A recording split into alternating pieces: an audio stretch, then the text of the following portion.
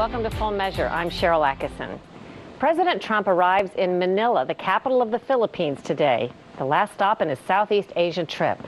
There, he'll meet with another unconventional president, reviled internationally by some, but extremely popular at home, despite his radical tactics. In some ways, Philippine President Rodrigo Duterte is like President Trump. Both rose through populist campaigns. There are, however, some key differences.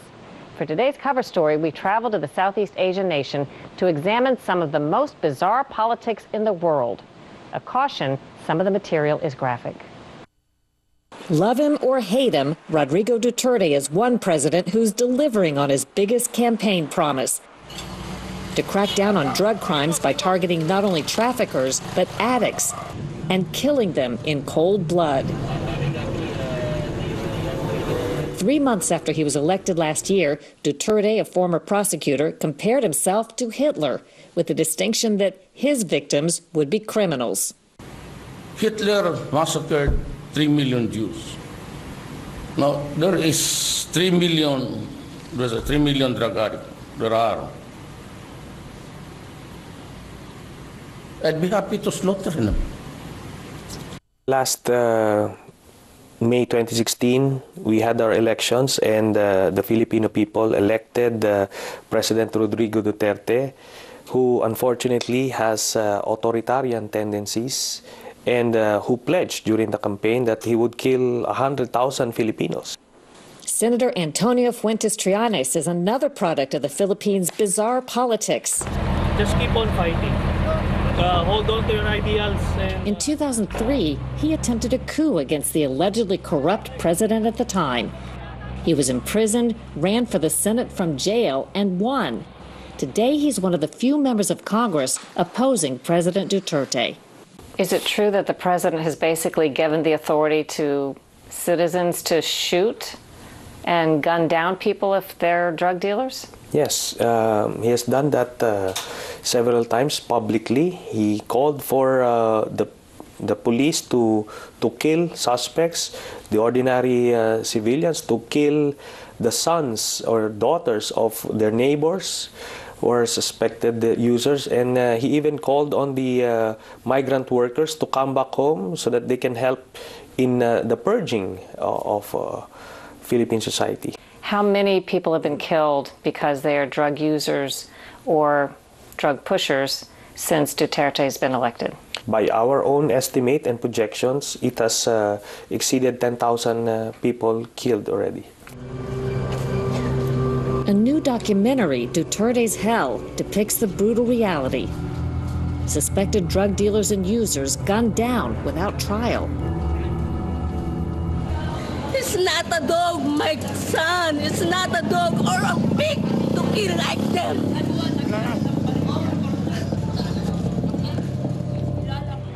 Congressman Gary Alejano has filed an impeachment complaint against President Duterte. Like Senator Trillanes, he was in on that 2003 coup attempt, served time, and now serves in Congress.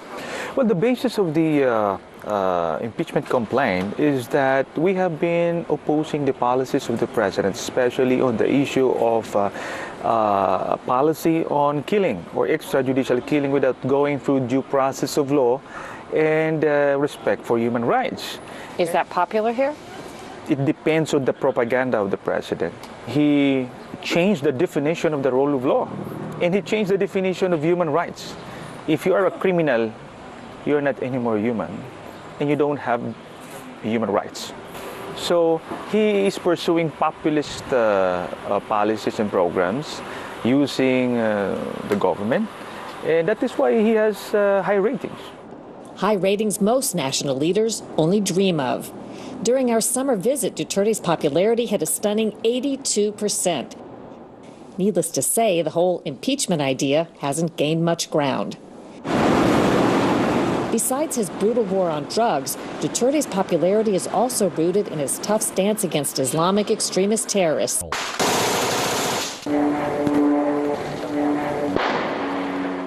Our national leadership is very aware of what is happening around the country, especially on the ISIS trying to create chaos. General Lito Sobejana says with ISIS moving into the southern Philippines, President Duterte is doing what it takes to battle a savage enemy, including declaring martial law.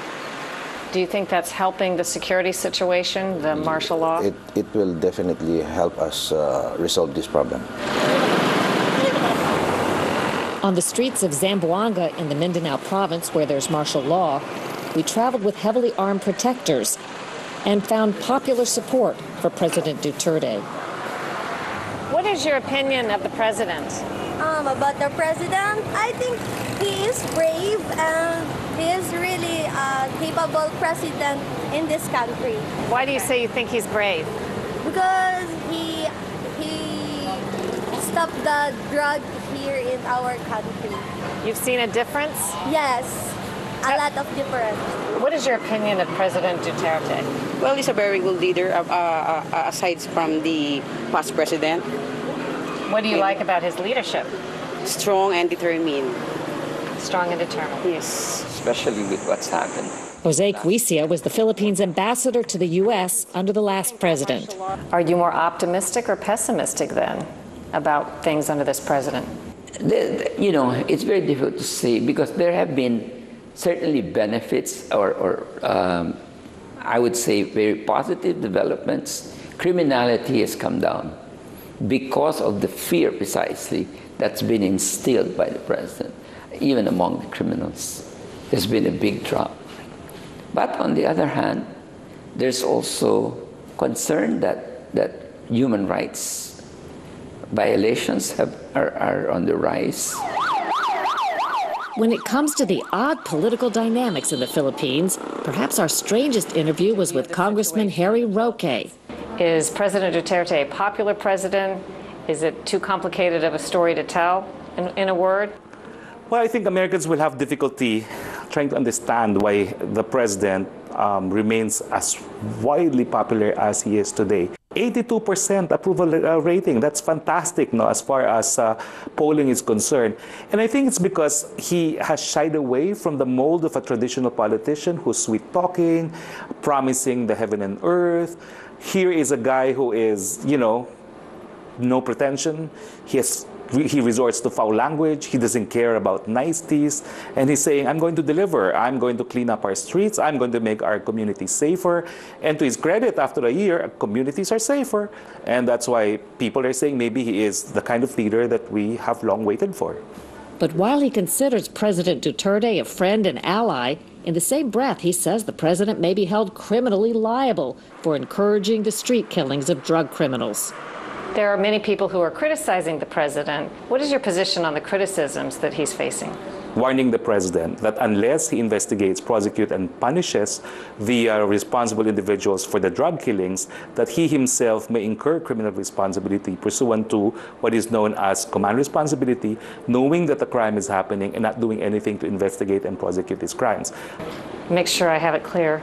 Do you like President Duterte, and do you support President Duterte? Yes. I like President Duterte, I support President Duterte, but, you know, within the framework of the rule of law and promotion of human rights. I think as a friend, I have warned him that he better start prosecuting and sending the killers to jail, because if he does not, he may end up in jail himself.